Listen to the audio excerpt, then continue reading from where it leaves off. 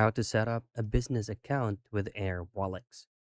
In this quick video, I'll show you how you can do or what you can do with the on-screen prompts and setting up your business account with Airwallex.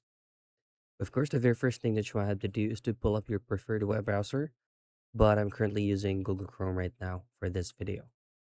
Now you just head straight into Airwallex official website, which is going to be the interface that is currently showing on your screen right now. And then from here, just simply input your business email and then choose on Get Started. Now, this is going to be the start of the on screen prompts.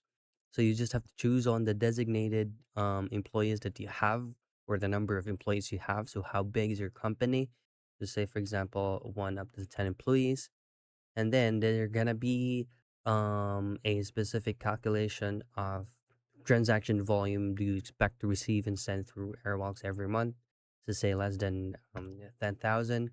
And then what's your primary area of interest in Airwallex? So let's just say, for example, we'll be opening up a local or international business bank or convert funds and make international or domestic transfers, so on and so forth.